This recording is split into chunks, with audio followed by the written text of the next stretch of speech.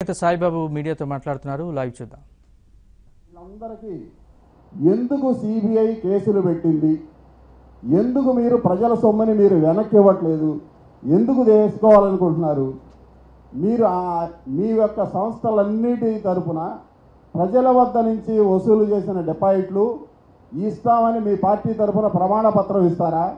మీ తరపున ప్రమాణపత్రం ఇస్తారా? మీకు సంబంధించిన కేసులన్నీ కూడా మీవి అఫిడవిట్లో ఎందుకు పొందుపరచలేకపోతున్నారు మీరు? కాబట్టి ఇవన్నీ కూడా నేర చరిత్ర ఉండటం, ప్రజల సొమ్మును దిగమింగటమే కొలబద్ద మీ పార్టీ అభ్యర్థిత్వాలకు అనేది కూడా అడుగుతున్నాం. ఇది వాస్తవమా కాదా అని ఆ పార్టీ తరఫున ఆ అభ్యర్థి వచ్చినా ఎవరు వచ్చినా కానీ వాటికి సంబంధించిన రుజువులన్నీ కూడా మీ మీడియా మిత్రులు మొత్తానికి ఇస్తున్నాం. మీరు ఎందుకు ఈ 1250 కోట్ల రూపాయల డిపాజిట్ల గురించి మీ అఫిడవిట్లో మెన్షన్ చేయలేదు? ఎందుకు ఆ కంపెనీ మొత్తం మీకు మళ్ళ విజయప్రసాద్ గారు ఆయన కుటుంబ సభ్యులకే షేర్లు ఉండి మొత్తం ఆయన ఆధీనంలోనే ఉండి కేవలం 2 కోట్ల పెట్టుబడితో 1250 కోట్ల రూపాయలు డిపాజిట్ చేసి మీరు వేరే వాటి గురించి ఏ విధంగా మాట్లాడటానికి అర్హులు? ఇది నేరం చేసిన వాళ్ళకి, డిపాజిట్లు వసూలు చేసిన వాళ్ళకి ఆ సొమ్మునంతా ఎక్కడ ఇచ్చారు? మీ పార్టీ తరఫున మీ అభ్యర్థులందరికీ ఖర్చు పెట్టడానికి ఇచ్చారా? ఏం చేశారు? ఆయన అదే బ్యాలెన్స్ షీట్లో 480 కోట్ల రూపాయలు రెన్యువల్ చేయని డిపాజిట్దారులు అన్నారు. రెన్యువల్ చేయని డిపాజిట్దారులు అంటే ఇన్కమ్ ట్యాక్స్ యాక్ట్ ప్రకారమైనా, కంపెనీస్ యాక్ట్ ప్రకారమైనా, ఇంకో యాక్ట్ ప్రకారమైనా మీరు వాళ్ళకి వెనక్కి ఇవ్వాల్సిన అవసరం ఉన్నది 480 కోట్ల రూపాయలు. మీరు ఎందుకు ఇవ్వలేదు?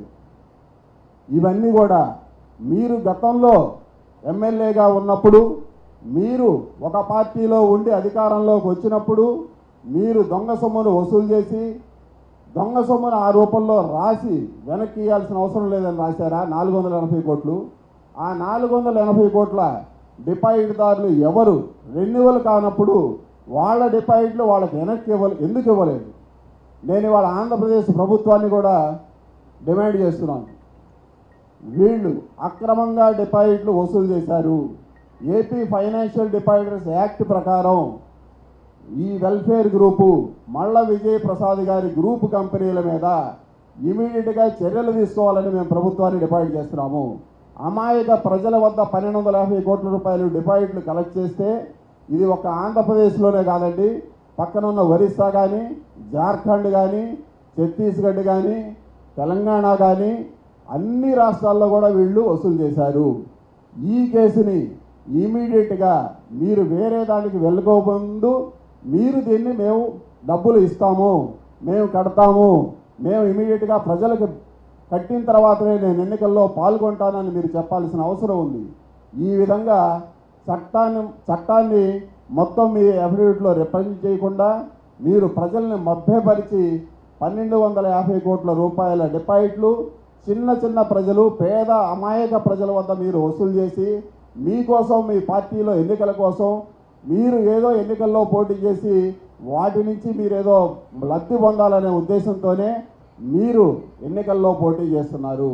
మీరు కనుక చిత్తశుద్ధితో పోటీ చేయాలనుకుంటే దయచేసి 1250 కోట్ల రూపాయలు మార్చి 31, 2018 నాటికి మీకు సంబంధించిన ఒకే ఒక కంపెనీలో ప్రజలకు బాకీ ఉన్నారు.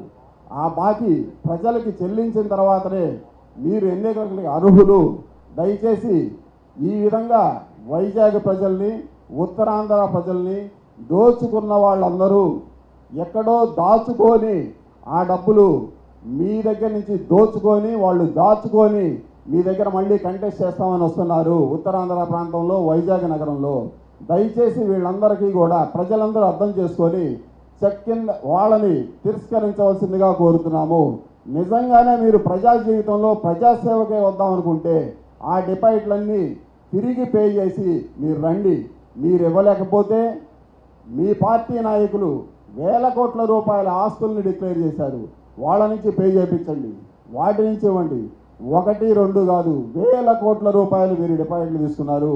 31/3/2018 నాటికి ఒక్క కంపెనీలో 1250 కోట్ల రూపాయల డిపాజిట్ మీరు ఉందా లేదా చెప్పి దాన్ని ఎప్పటికీ ప్రజలకు తిరిగిస్తారు. ఎవరైతే అన్ఐడెంటిఫైడ్ డిపాజిటర్స్ ఉన్నారో ఈ చీకటి ముసుగులో ఉన్న డిపాజిట్దారులు ఎవరో కూడా మీరు ప్రజలందరికీ తెలియపరచవలసిందిగా కోరుకుంటూ, మీరు గనక ఈ డిపాజిట్లు గనక ఇవ్వకపోతే ఆ ప్రజలందరూ, పేద ప్రజలందరూ గతంలోనే వైజాగ్లో, హైదరాబాదులో, విజయవాడలో, అట్లాగే జార్ఖండ్ రాష్ట్రం రాంచీలో, అన్ని రాష్ట్రాల్లో కూడా మీ ఆఫీసులు ముట్టడించి మిమ్మల్ని బతిమలాడారు. 4 ఏళ్ల నుంచి మీరు అబ్స్టాండింగ్ అయ్యి మీరు చీకట్లో దాక్కొని ఇవాళ ప్రజల ముందుకు మళ్ళీ నేను పోటీ చేస్తామని వస్తున్నారు. దయచేసి మేము ప్రజలందరి తరఫున రిక్వెస్ట్ చేస్తుంది ఏంటంటే, మీరు కలెక్ట్ చేసిన 1250 కోట్ల రూపాయల డిపాజిట్లు వెంటనే ప్రజలకు ఇచ్చి మీరు ఎన్నికల ముందుకు రండి. లేకపోతే మీరు దోచుకున్న డబ్బులు దాచుకోవడానికి, వాటిని ప్రొటెక్ట్ చేసుకోవడానికే మీరు ఎన్నికల్లో పోటీ చేయబోతున్నారనే విషయం ఉత్తరాంధ్ర ప్రజలందరికీ, ఆంధ్రప్రదేశ్ రాష్ట్రంలో ఉన్న ప్రజలందరికీ తెలియపరుచుకుందాం. థ్యాంక్ యూ అండి. దీనికి సంబంధించి అది నేను చెప్పే కన్నా ఆయన చెప్తేనే బాగుంటుంది. ఆయన పేరు మీద ఈ విషయంలో సిబిఐ కేసు పెట్టిందా, ఎందుకు కేసు పెట్టింది, లేకపోతే మీరు ఏమనేది మల్లా విజయప్రసాద్ గారు ఇమీడియట్గా ఆయన కానీ వాళ్ళ పార్టీ తరఫున కానీ ప్రజల ముందుకు రావాల్సిందిగా కోరుతున్నాం. థ్యాంక్ యూ అండి.